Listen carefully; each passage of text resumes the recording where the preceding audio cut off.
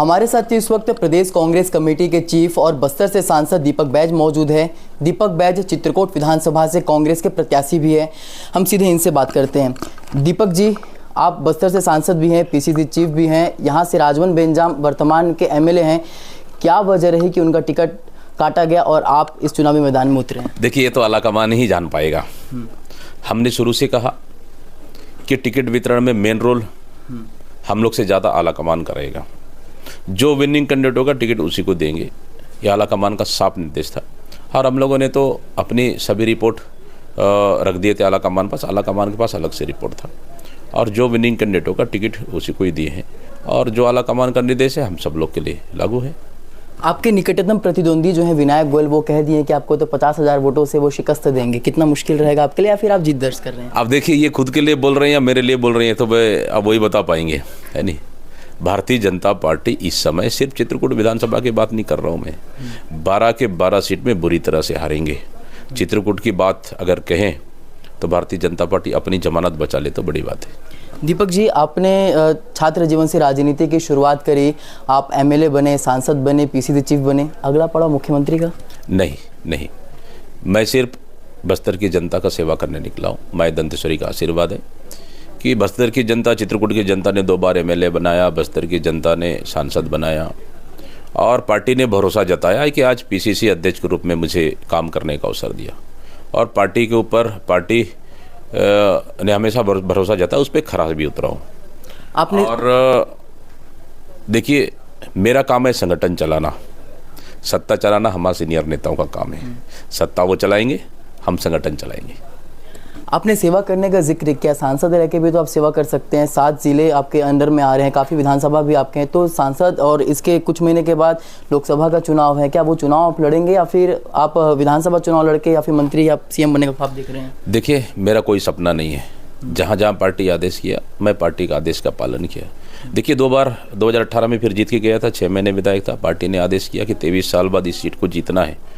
फिर दीपक बैज को चुनाव लड़ा लिया, मैं पार्टी का आदेश पालन किया, जनता के पास गए, जनता ने स्वीकार भी कर लिया, सांसद बनाए। आज प्रदेश अध्यक्ष के रूप में पार्टी ने आदेश किया, मैं उनका आदेश का पालन कर रहा हूँ, काम कर रहा हूँ ईमानदारी के साथ। उसके बाद पार्टी ने फिर आदेश किया कि चुनाव लड़ना है, मैं पार्टी का आदेश का पालन कर रहा हूँ। तो पार्टी ने मुझे जहाँ लगा कि दीपक बैज को यहाँ पर उपयोग कर सकते हैं, यहाँ प्रयोग कर सकते हैं, तो पार्टी ने उनका प्रयोग किया और उनका फ़ायदा भी हुआ। जहाँ फ़ायदा होगा पार्टी के लिए, मैं पार्टी के साथ हमेशा खड़ा हूँ और जनता के साथ खड़ा हूँ, जनता की सेवा के लिए मैं खड़ा हूँ। तो निश्चित रूप से जहाँ भी ऐसा होगा हम मजबूती से चुनाव लड़ रहे हैं, अब चुनाव भी जीत करेंगे।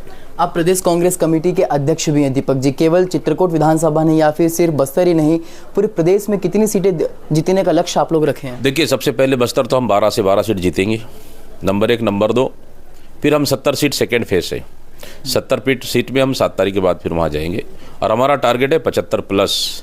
जिस तरह से हमारी घोषणा पत्र आ रही है, जिस तरह से हम पिछले मुख्यमंत्री भूपेश बघेल जी के नेतृत्व में काम किए, उसका फ़ायदा कहीं ना कहीं हमको छत्तीसगढ़ में मिलेगा और छत्तीसगढ़ में हम ऐतिहासिक जनादेश साथ हम सरकार बनाएंगे। भाजपा तो दावा कर रही है कि पूरी 90 विधानसभा में जीत दर्ज करेंगे, आप कहते हैं 75+ रहेंगे। तो वो 15 जो शेष बचे रही है, वो कहाँ कमी नजर आ रही है, कौन सी सीटें हैं? देखिए, भारतीय जनता पार्टी 15 से अगर प्लस कर ले, पिछले समय 15 सीट आई थी, 15 से अगर प्लस कर ले तो उनके लिए बोनस है। मुझे नहीं लगता है कि 15+ भी कर लेगा। सरकार कांग्रेस की है अभी वर्तमान में, बस्तर में भी सारे जो विधायक हैं सारे वो कांग्रेस के हैं। एक बड़ी मांग ये थी कि जो शिक्षक थे, जो अतिथि शिक्षक थे, उनको नियमित करने का वादा आप लोगों ने किया था, संविदा कर्मचारियों को नियमित करने का वादा किया था। अब चुनाव सिर पर है, कुछ इम्पैक्ट पड़ेगा, कुछ असर पड़ेगा आप लोगों के चुनाव पर? हम लोग से लगातार मिल रहे हैं संविदा कर्मी, शिक्षक लगातार, अतिथि शिक्षक लगातार मिल रहे हैं। देखिए, कुछ जगह पे अतिथि शिक्षकों का मानदेय बढ़ाने का काम हमारी राज्य सरकार ने किया है। हमारा डीए बढ़ाने का काम संविदा कर्मियों का हमारी सरकार ने किया, खुश हैं। कुछ कमी बेसिक रहा है, अगले सरकार चलाने का मौका मिलेगा, कमी बेसिक हम लोग दूर करेंगे। संभव नहीं है कि 5 साल में सब कर पाए, लेकिन हम लोगों ने जितना कहा था उतना किए, जितना करना चाहिए उससे ज़्यादा किए हमारी सरकार ने। तो कुछ चीज़ें अगर बच गई है, अरे ये लोग तो 15 साल सरकार चलाने के बाद कुछ नहीं कर पाए, हम लोग तो 5 साल सरकार चलाने के बाद, 2 साल कोरोना के नुकसान के बाद भी हम लोगों ने 2.5 साल में बेहतर, मतलब 2 से 2.5 साल हम लोग एक्चुअली सरकार चलाने का मौका मिला, तब भी हम लोगों ने बेहतर काम किए।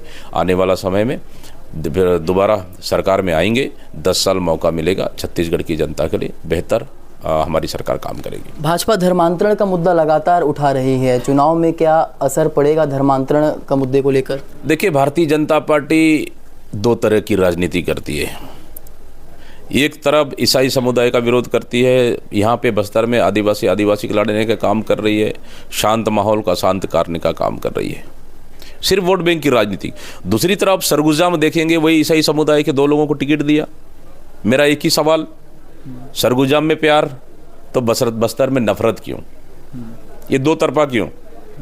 मतलब आप वोट बैंक की राजनीति के लिए कुछ भी कर सकते हो, बस्तर की जनता स्वीकार नहीं करेगी। बस्तर की जनता धर्म की राजनीति नहीं, विकास की राजनीति कर रही है, और विकास चाहिए बस्तर में, शांति चाहिए, अमन चाहिए, प्यार चाहिए। नफरत की राजनीति बस्तर में सफल नहीं होगा। दीपक जी, बीजापुर में अजय सिंह एक बड़ा नाम, एक बड़ा चेहरा है, वे कांग्रेस के एक वरिष्ठ नेता भी रह चुके हैं। झीरम हमले में भी वे उस वक्त वहां मौजूद थे, लेकिन वहां की प्रशासन ने उन्हें जिला बदर कर दिया। वजह इसमें ये भी निकल कर आ रही है कि लगातार एमएलए वहाँ के उन पर भ्रष्टाचार का वे आरोप लगा रहे हैं। तो ये कितना सही है या फिर कितना गलत है? चूंकि सरकार आपकी है, इसलिए सवाल आपसे है और चुनाव का समय। कोई दिक्कत नहीं। देखिए, आपस में थोड़ा सा मतभेद है हमारे नेताओं के साथ, उसको बैठ के समाधान कर लेना चाहिए। समाधान समय में निकलता है तो उसका परिणाम भी अच्छा होता है। तो इस तरह से अगर आपस में मतभेद को अगर समाधान न करें तो अच्छा मैसेज नहीं जाता। इस पर तो मैं सहमत नहीं हूँ। दीपक जी, एक अंतिम सवाल ये है कि कितने वोट से आप जीत रहे हैं? देखिए, चित्रकूट की जनता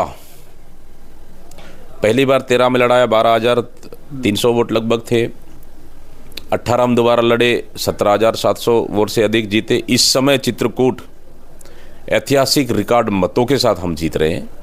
और जब चित्रकूट की गिनती होगा प्रदेश की 90 सीटों में, तो उन 90 सीटों में टॉप सीटों में चित्रकूट विधानसभा का गिनती आएगा लीडों के मामले में।